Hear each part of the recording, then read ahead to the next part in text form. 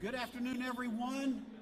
Man, look at this room. Isn't this great? My name's Roy Heatherly. I'm President and CEO of the Monroe Chamber of Commerce, and it is a beautiful day in Monroe, West Monroe, Sterlington, Richwood, and all over Ouachita Parish. I hope you've had the opportunity to finish your lunch. If you haven't, if you could just pause a minute, I'm going to call Reverend Ike Bird, Senior Pastor at Mount Zion Baptist Church, former Monroe Chamber Board member, and Director of this fine Civic Center, to come up and lead us in an invocation and then our pledge. So if everybody could stand up, please.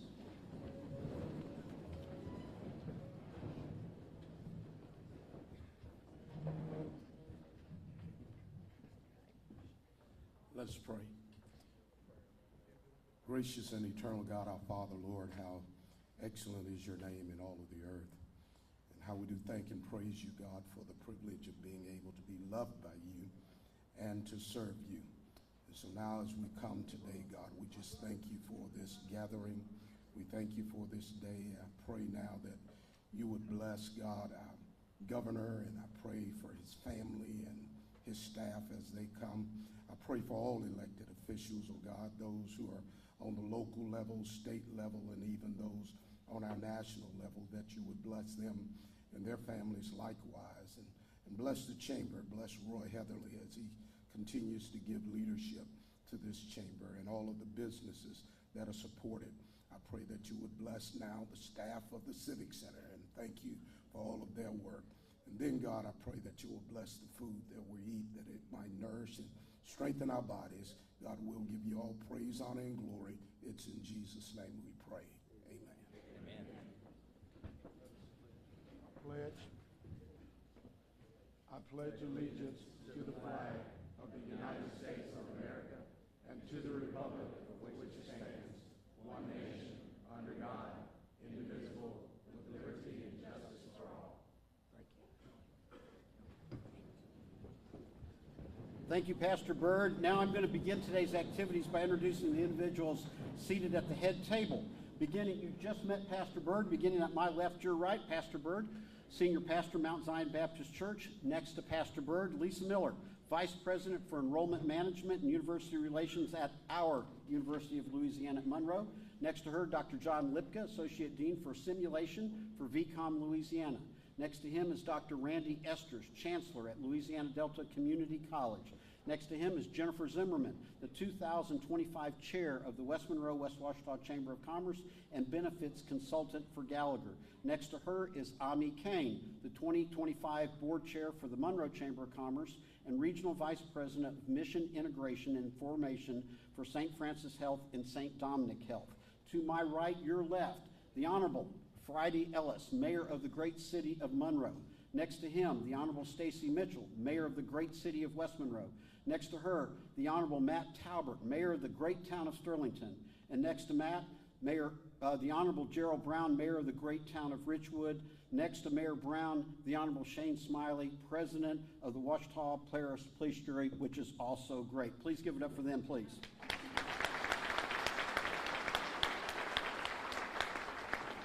I would like to call your attention to the screen. Those are all our sponsors. If you get a chance, thank them very much. And I'd like to recognize all the elected officials who are here today, as well as First Lady Sharon Landry. And it's always a beautiful day when the First Lady is able to join us. So thank you for being here. At this time, At this time, I'd like to call on Ami Kane to introduce our speaker. Ami? Thank you, Roy, and what a wonderful crowd here today. It is my pleasure and honor to introduce our governor, Jeff Landry. Jeff Landry's love for our state and his passion for helping others is identified by his Louisiana roots. Jeff grew up in a small town in St. Martinville where his mother was a school teacher and his parents took him to church every day. Later, Jeff learned that the hard value of work in the sugarcane fields then took him to be proudly joining the National Guard, serving in Operation Desert Storm. After returning home, Jeff worked as a police officer and sheriff's deputy, and later started a successful business and went on to law school. As a public servant, both in the U.S. Congressman, as a U.S. Congressman and also Attorney General of Louisiana, Jeff Landry has shown strength and courage, fighting for the common sense values and bringing people together to deliver great solutions. On October 14th, 2023, Jeff was elected to become the 57th governor of Louisiana, an historic primary victory. And on January 8th, 2024, he assumed his office. As governor, he is not afraid to make changes necessary to turn Louisiana around, deliver results, and fight for the working families. Jeff resides in Broussard with his wife Sharon and their son JT, and it is our honor and pleasure to have him here today, so please join me in welcoming our governor, Jeff Landry.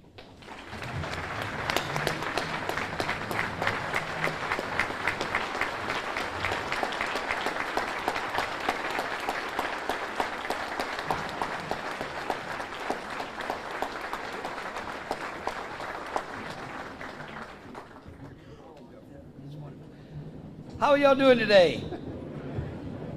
You know, I was thinking I might have y'all start getting me a big number sign for the number of times I'm going to come here and visit, because a lot of people have said that governors don't take an opportunity to come up to North Louisiana often. It seems like at least once a month I'm up here, and I enjoy it, and so maybe we'll just start doing like a number, and I want to break a record. We'll see how many other times. I do that with Moon on his show. You know, he claims that other governors wouldn't go on his show again and again, and so I made him start keeping track, and he's lost track. We've been on it so many times, but certainly it's great to be here today with so many familiar faces. My, what a large crowd we have, and you know, I tell you, it's amazing because we find ourselves, I believe, at a pivotal moment, not only in Louisiana but in our country. I mean, President Trump is just on a change agent. You know, he is completely focused on reshaping Washington, and the one goal that he has, or his focus, is really on making America and Americans first. He wants America to be first, and he's putting Americans first. And you know, of course he's tapped Elon Musk, as you all know, to run his Doge program. And I want you to know we're doing the same thing here at the state level as well, and it's nothing new. I mean, I don't want y'all to tell him. In fact, I'm going to say this, and if y'all run into the president, please don't tell him that I said this, because he likes to always be first, and I'll tell him that y'all must have misunderstood me. But you know, back when I was in Congress, I gave back over $180,000 of my congressional member resource account to the United States Treasury to help pay off the debt. And I'm going to tell you, it was the most bruising experience I ever had, trying to convince the Speaker of the House, then John Boehner, to let me give the money back. He was like, well, we don't have a process to give money back. I'm like, that's the problem. You don't have a process. And it wasn't only me, but there were many other. I was able to get about 10 other members of Congressmen at the time to find ways under which we could save in our own accounts to give money back. So we proved that we could do it in Congress. And then again, when y'all elected me to the Attorney General spot, if you remember, we went into that term some 9 years ago with the state into a fiscal cliff. I know we got some of our great legislators here today. I don't know how many of those were there at that time, but it was not a very pleasurable opportunity or opportune time for us, and I can promise you it really wasn't for me, because you know the governor didn't quite like me at the time. It didn't take me long to sue him on some things that he was doing which he shouldn't have done, which only heightened my need as the Attorney General to really tighten the belt at the Department of Justice, because I knew that we would be cut disproportionately. And so at the time, I had this great friend of mine who had been very successful in business, who always says that he's cheap. He's really not cheap. He's just efficient. And he said, I want to cut some waste. So he was kind of like the Elon Musk before Elon Musk was cool doing the Doge program. And we ran our own fiscal responsibility project. And in 1 year, we recognized several $1 million worth of savings. And of course, you know, I think it was $2 or $3 million that he found right away of savings, which is big when you think about the budget at the time. The AG's budget might have been might have been $60 million. So that was real savings at that time, and it was easy for him to do. And we kept that project running the whole time that I was the Attorney General. And the dirty little secret was that throughout that entire fiscal cliff problem, we gave our employees raises again and again and again, using money that we challenged them to save. Now, at the AG's office, we didn't have any classified civil service. They were all unclassified. And so it was easy to be able to help them manage themselves and to tell them that, hey, listen, if you show us how you can create efficiencies, we'll give it back to you. And they did it again and again by just empowering those civil servants. And I'll tell you, so when the president and Elon Musk started their Doge project, we said, well, I guess we should start our own. I call ours like Doge. We put a little accent on the E. And so I just brought Orlando, I brought Steve out of retirement.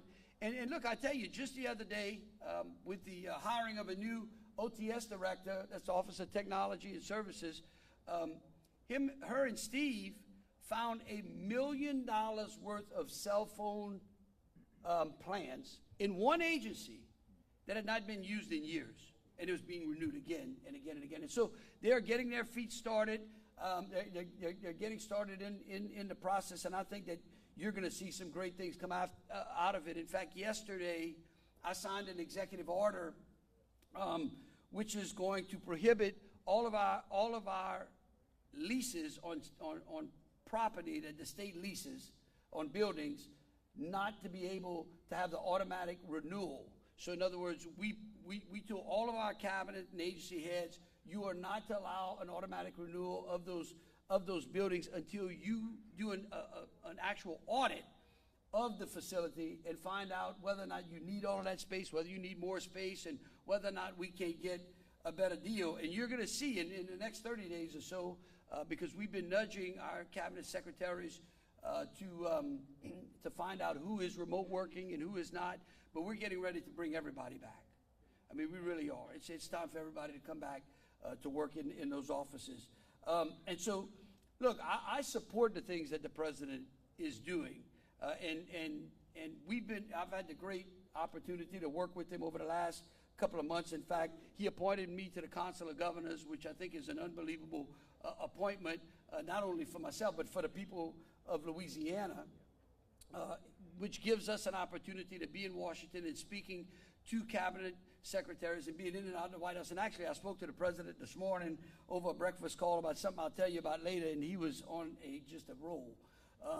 In fact, I wanted to say, Mr. President, I got to leave. I got to get up to Monroe. But look, he does. And the president loves Louisiana. He really, really does, because Louisiana's been good to him. In fact, just last week, he sent 2 cabinet-level secretaries, which I'd never, I don't know if anybody can tell me the last time there were 2 cabinet secretaries that came to Louisiana at the same time for the same reason, which was to go down to Plaquemines Parish to tour the Venture Global LNG facility down there, that, by the way, is the largest construction project going on in North America. I just want you to let that sink in a little bit, and we'll talk about that a little later on. You know, because I believe that whether it's from north to south or east to west, Louisiana is really starting to recognize that we have to be one Louisiana to move Louisiana forward and to do the things that make us a state that can compete in a new industrial South, and we can finally take our place and be proud to say, guess what, Louisiana is beating out Texas and Alabama and Georgia and Arkansas and Mississippi, and we stop being number one on all the bad lists and we start being number one on all of the good lists.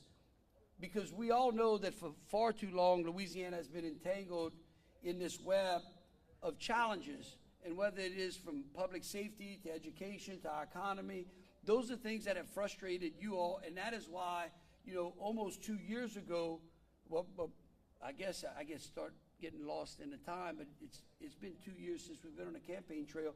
But you all, through the frustration of recognizing that web of entanglement, y'all said, you know what, we're going to send some new people to Baton Rouge, not only myself, but you sent some great people to Baton Rouge in the legislature. You got some great senators and representatives. I know many of them are here today. And of course, if I start calling them out, and I might, and then I'm going to forget one, and I'm going to get in trouble. But really and truly, y'all entrusted them and us to institute change in Louisiana. And I want you to know that I'm here to report to you that change is happening. And it is happening right here in North Louisiana as well. Because here's what we did. Working with those great men and women that you sent to Baton Rouge, and believe you me, they're looking fresh. I mean, Glenn and Stuart and Gabe, look, they're really here to find out if I'm sending them into a special session. No plans. But we did. We worked them, believe you me, we worked them so much. We worked them more last year than I think some legislators had worked in 4 years. But through 3 special sessions and a regular session, we have begun to reverse decades of setbacks and set this state on an absolute new course for prosperity. Not just one where we start to join our southern states in economic progress, but one in which I believe Louisiana can lead in. And the way we did it, and y'all have heard me talk about this before, but I want to remind you about the work that we did. The first thing we set about in the first special session was addressing public safety and crime. And we focused on victims' rights rather than criminals' rights. And we focused on supporting police officers and law enforcement. That's kind of a novel idea, right?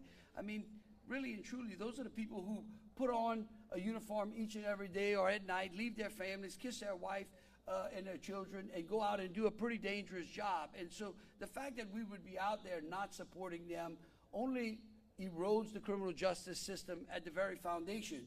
And so we focused on our law enforcement officers, and we focused on changing the sentences of those that are convicted in the criminal justice system. Because under the prior Criminal Justice Reinvestment Act, you couldn't calculate the time. I mean, even the Department of Corrections couldn't even calculate the time. In fact, the state of Louisiana has been brought in like 12 or 16 lawsuits just because we couldn't calculate the time. Some people were saying that we kept them longer than we should have. And so we eliminated that by eliminating parole, and we mimicked our sentencing on the federal system, where you're going to serve 75% of your time. There's no more good time. I mean, you don't go to jail because you're good. You go to jail because you were bad. You hear me say that again and again. And then we corrected the juvenile age, because we have a problem with juvenile crime in this state. You can ask any chief of police or any sheriff out there. And I'm going to tell you this, the passage of Amendment 3, there is 4 amendments on the ballot, and Amendment 3 deals with our ability to curb juvenile crime, and I would urge you to support it. We increased the penalties on fentanyl distribution and carjacking, and we did so much more. But we also didn't forget that a lot of times good people make bad decisions, and they deserve a second chance. I mean, there's no doubt that there should be some compassion in the criminal justice system, because some people make a bad decision and they deserve a second chance. And so we improved our drug court system, we strengthened our indigent defender board, and we did other things to help reduce the recidivism rate in our prisons. And the results are demonstrable. I mean, I know that you can probably turn on the TV and they talk about the success that we've had in New Orleans, but we've seen crime as a whole start to come down across the state. But we went into the city of New Orleans, which was one of the worst cities, not only in the country, but in the world.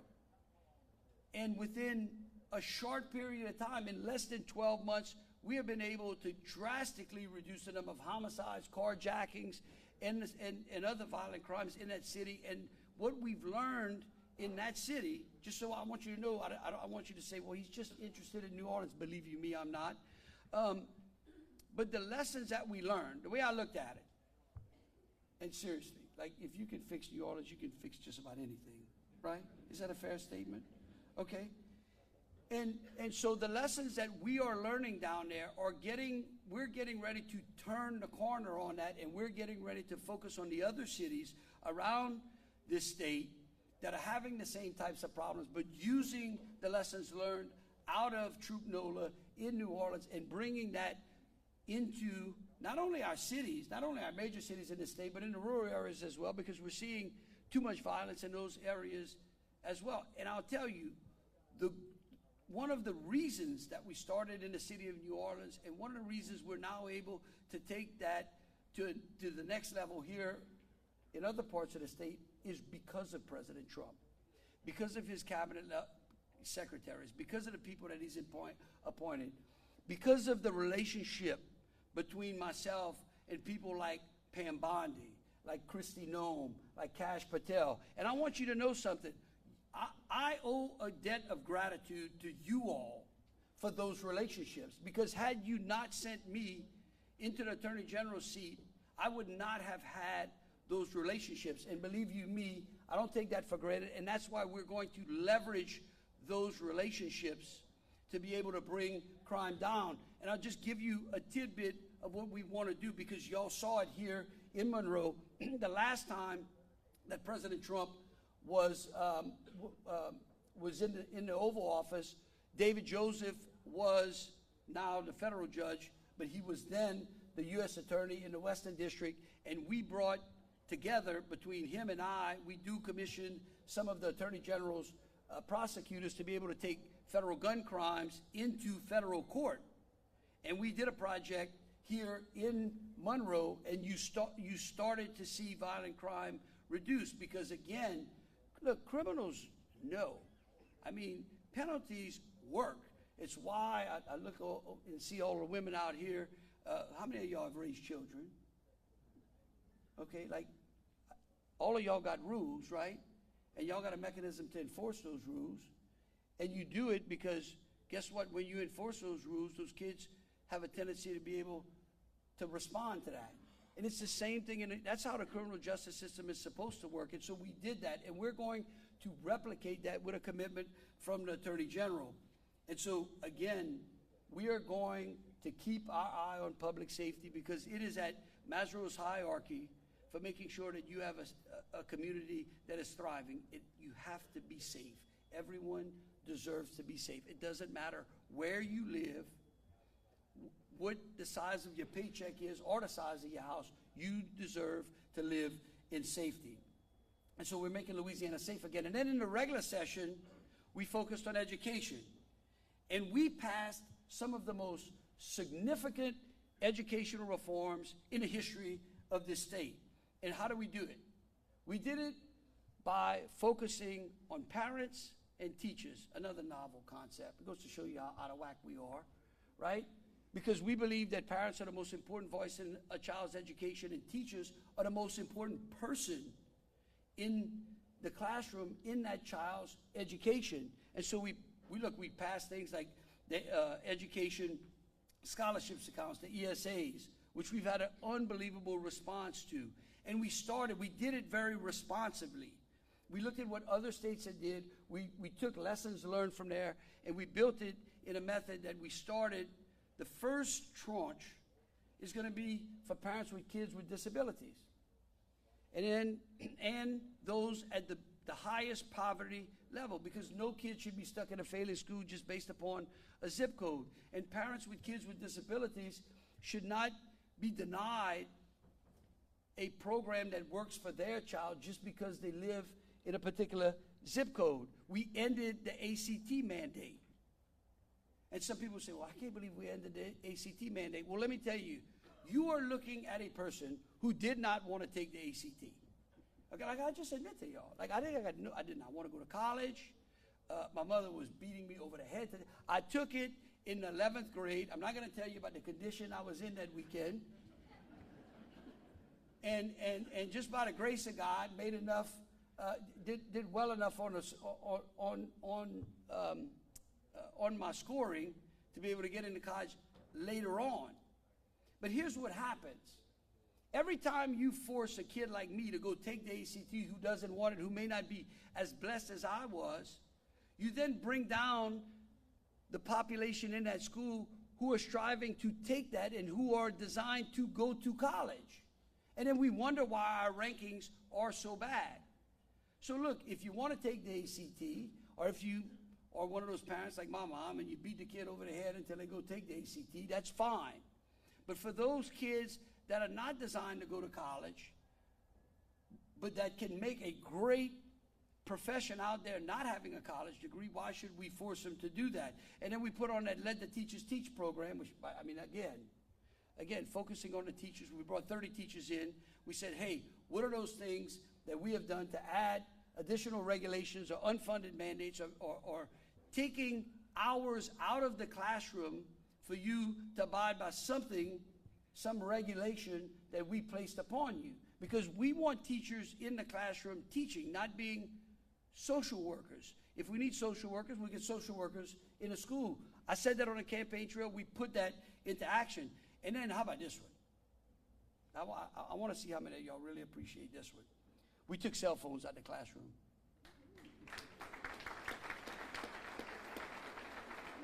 I mean, my phone, where are the legislators? How many of y'all's phones rang after that? The parents were elated. My nephews and nieces were so mad at me. Uncle Jeff, why you took the phones? What am I going to do? You know, we started to roll back some of the discriminatory vaccine policies that we had during COVID-19. That placed you and your child in between, placed the school in between you and your child and your doctor.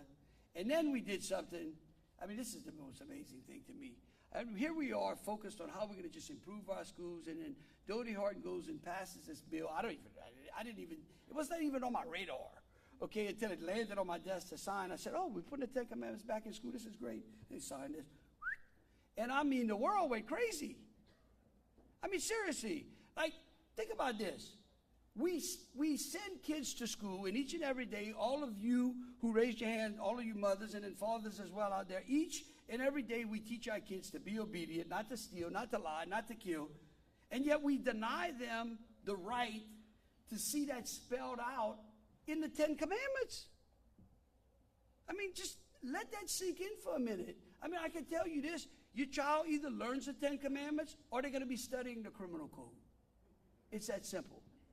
And I believe we're going to, and I'm going to tell you, the people who call me to congratulate us more than any other person out there who called us were teachers who had been teaching in the system for 30 or 40 years or who had retired and who had remembered when we had God in our schools. And they watched an erosion of prayer and the 10 Commandments and the teaching of how this country became great and what natural law was all about. And they watched the erosion of it. And you know what else they watched? They watched the erosion of our schools. And so if you go back to that foundation, I can tell you our educational system is going to be great. And so working with the legislature and with the superintendent, with Kay Brumley and them, I'm happy to tell you that right now, Louisiana has the highest test scores in a generation. In a generation.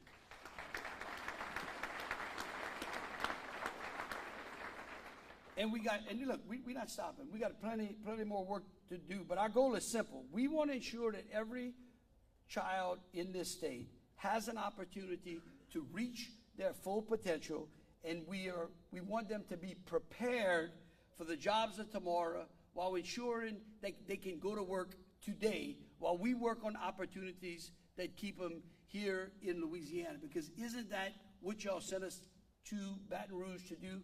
To put in place policies that keep us from losing population. I mean, how many of y'all have been frustrated with the outward migration? Come on, let's see. Huh? That's okay. Are y'all awake? How many of y'all like people leaving the state of Louisiana? Okay, but then that's better. Well, let me tell you, this last year was the very first time in decades that the Census Bureau reported that 30,000 people came to Louisiana rather than left Louisiana.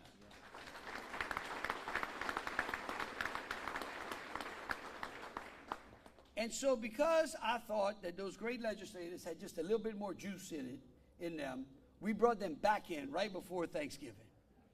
But it was smiles. But we brought them back to focus on improving our economic opportunity. And we knew that we had to focus on our tax policy. We knew that our tax policy was complex and it was burdensome and it stifled economic growth again and again, because we would watch, like, how does Mississippi get an automotive plant? How does Alabama do so great? Why is Florida growing? And we'd scratch our head, we try. And one of the main components was our burdensome tax code. And guess what? Those legislators answered the call in a bipartisan fashion. They passed what is going to be the largest tax cut in the history of Louisiana, putting more money in your pocket.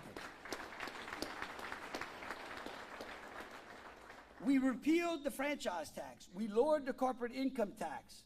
And again, with strong bipartisan support, we are sending a critical amendment to the Constitution to you, to give you the choice, for you to answer whether or not the things that we're doing were exactly why you sent us there. And look, I get it. And I'm not going to pick on my friends in the Senate. You got some great senators here.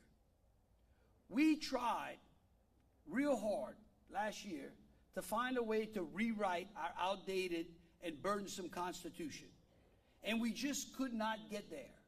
But I'm going to tell you what, they recognize that. And this amendment, Amendment 2, is 30% of the work that we wanted to do last year. And it is important. It is going to pave the way for us to continue to lower taxes and to continue to improve our economic environment. In fact, the Tax Foundation now ranks Louisiana as having one of the most competitive and lowest income taxes in America.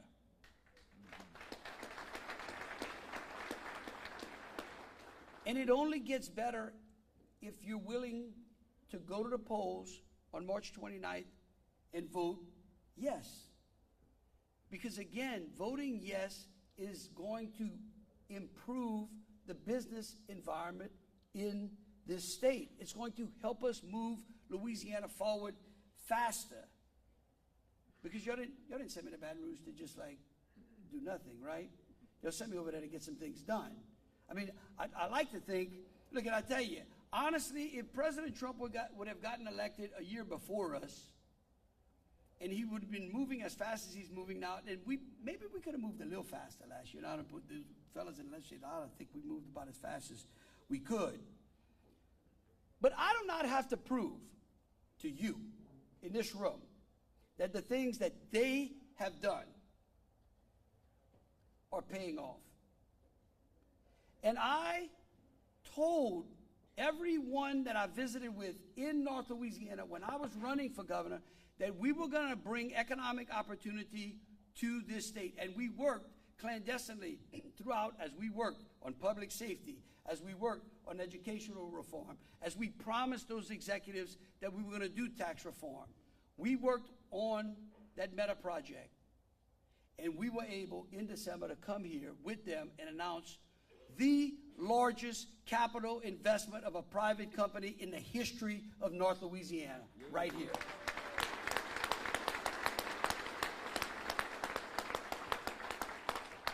Are the Meta folks here? Where y'all at? There we go. Y'all stand up. Y'all stand up. Seriously, like these people, I mean,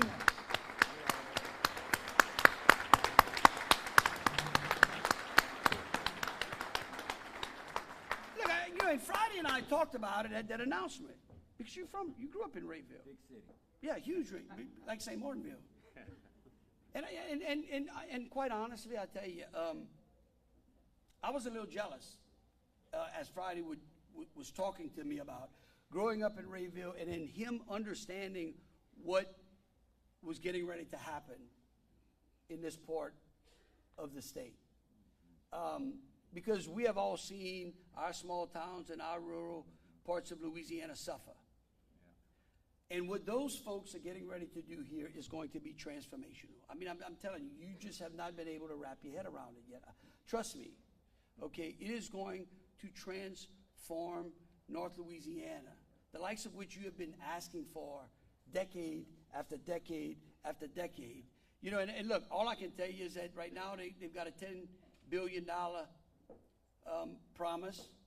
And they run, I think they run 20 such data centers, but in talking to their boss, Mark Zuckerberg, he is committed to making this center the largest AI center in the world. Hey, hey!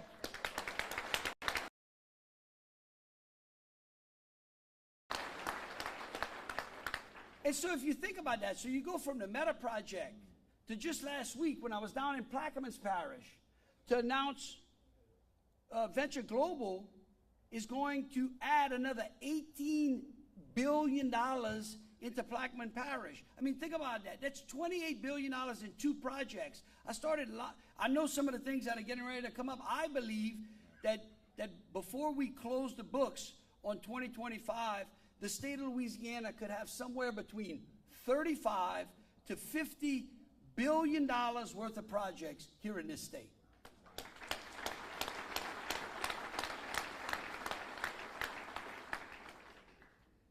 But I don't say this lightly. That momentum only continues with your participation. Look, you send us to Baton Rouge and you tell us to go to work, and we go to work. But at the end of the day, it's now on you. It's now on you to make sure that you go out and vote for these amendments. Because we have placed the future of Louisiana in the hands of the people that it belongs in, and that is the citizens of this state. And let me just go through a couple of things that are in that amendment, because Amendment 2 is the linchpin to repealing some of the most burdensome tax code problems that have plagued our state. And it is going to give us an opportunity to further improve them. It not only fixes it today, but it gives us a roadmap to continue to fix it tomorrow. It lowers the income tax rate. It doubles the deduction for our senior citizens. It creates a limit on government spending, ensuring that our state government lives within its means. It merges and eliminates duplicative state savings accounts, streamlining the financial management and reducing waste. It preserves the homestead exemption. It preserves the religious exemptions currently in the Constitution.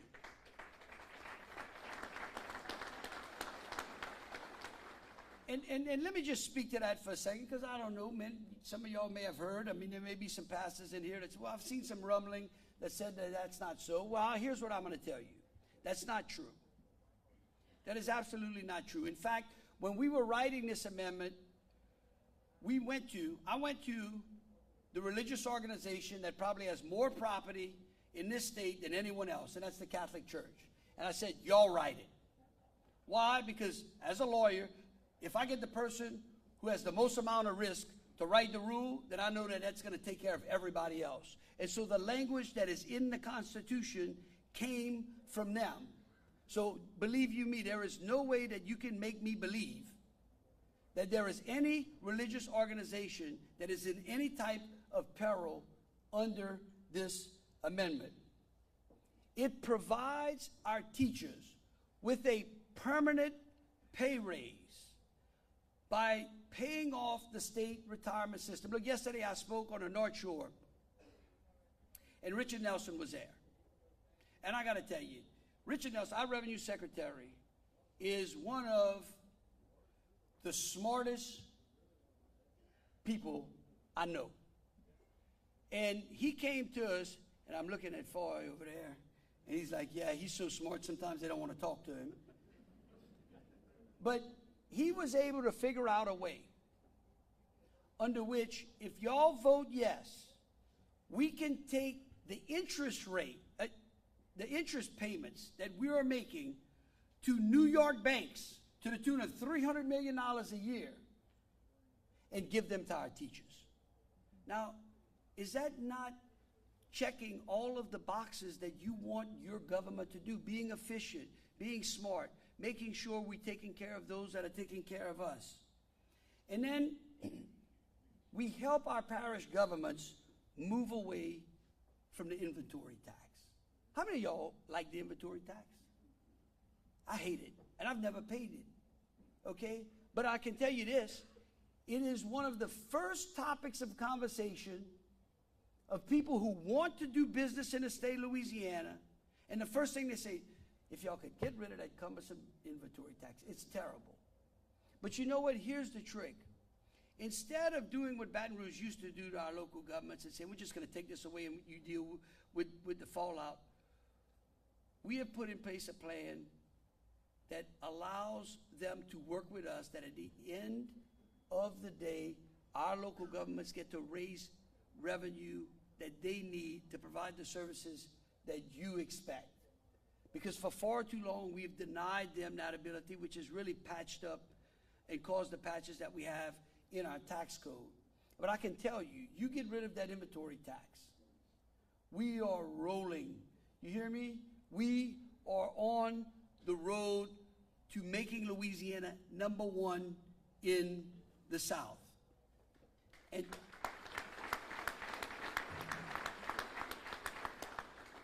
let me tell you what else it'll do. If you go out and vote for this amendment, you are now going to give us the precious time that we need in this next session to focus on further improving our tax policy, to work on real insurance reform, okay? Wouldn't y'all like to see some insurance reform? To reorganize the Department of Transportation and Development. Y'all think it works well? Are y'all awake? I'm like, how many of y'all think we should reform the department? How many of y'all think we can do a better job on our infrastructure? Huh?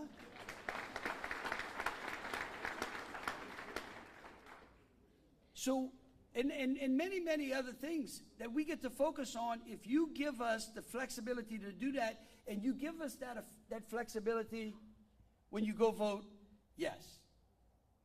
And so I got to tell you, I don't know, maybe y'all ate too much. Did y'all eat yet? Listen, like, you should be excited.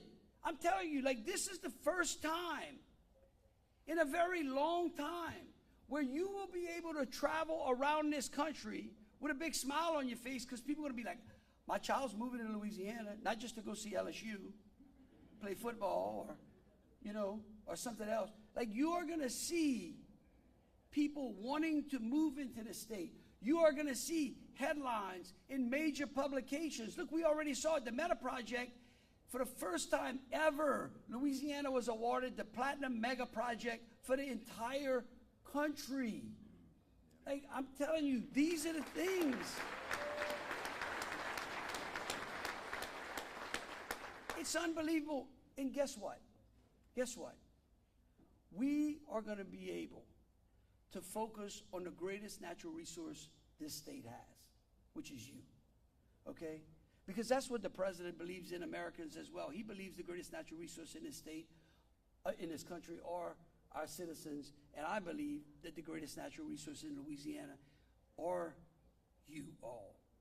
And by helping us support that amendment and passing it, we get to focus on you. We get to make Louisiana an unbelievable place where you can work and play and raise a family, and you can be proud. And you can say, guess what? This was the time where we took Louisiana from the bottom to the top. God bless you. Thank you so very much.